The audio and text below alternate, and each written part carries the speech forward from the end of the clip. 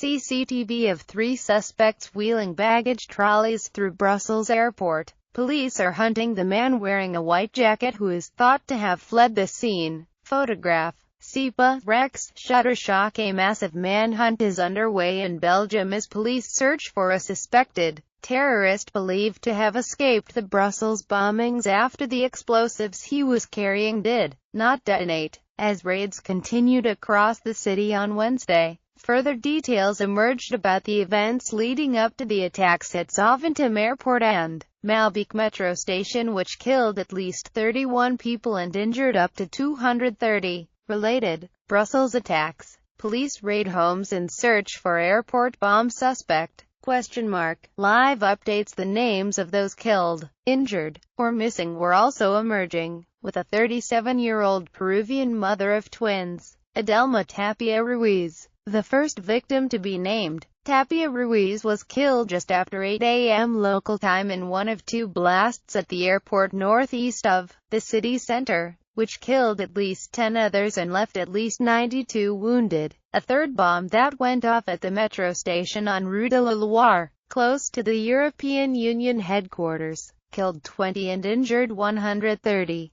According to local reports, a taxi driver has come forward after recognizing CCTV images of the 3 suspects as men he picked up from an apartment block and dropped off at the airport. The report said this led police to raid an apartment block in Schaerbeek, where they discovered an explosive device filled with nails, as well as an Islamic State flag and chemicals. The driver remembered the men had too much luggage to fit into his vehicle and were forced to leave some behind. Belgian news outlet HLN reported he was also not allowed to assist them in unloading luggage upon arrival at the airport. Sorry, your browser is unable to play this video. Facebook, Twitter, Pinterest. Brussels terror attacks. How events unfolded?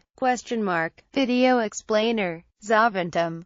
Mayor Francis Vermeuren had earlier said the airport bomb suspects came in a taxi with their suitcases. Their bombs were in their bags. He added, they put their suitcases on trolleys. The first 2 bombs exploded. The third also put his on a trolley, but he must have panicked. It did not explode. Police are now searching for the third man, captured on CCTV dressed in a white jacket and hat alongside 2 other suspects. His 2 companions were dressed in black and wearing black gloves on their left hands, thought to have concealed detonators. They very likely committed a suicide attack. The federal prosecutor, Frederick Van Leeuw, told a news conference, ISIS has claimed responsibility for the attacks, saying through its affiliated news agency AMAQ that its fighters carried out a series of bombings with explosive belts and devices. The extremists had also opened fire at the airport and suicide belts were detonated in both attacks. It said it was still too early to make a direct connection between the attacks in Paris and today's attacks. Van Leeuw said. ISIS later released an updated communique, threatening other nations allied against it that what is coming is worse and more bitter.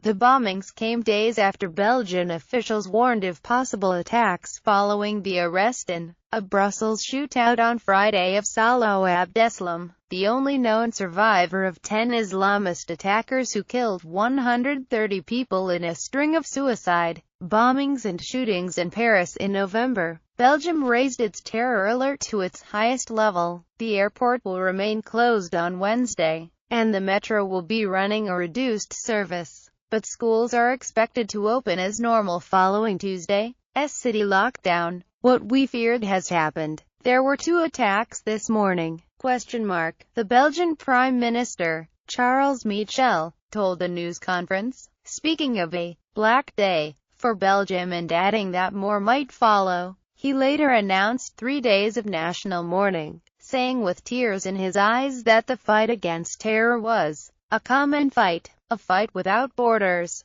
and that Belgium was determined to defend our freedom,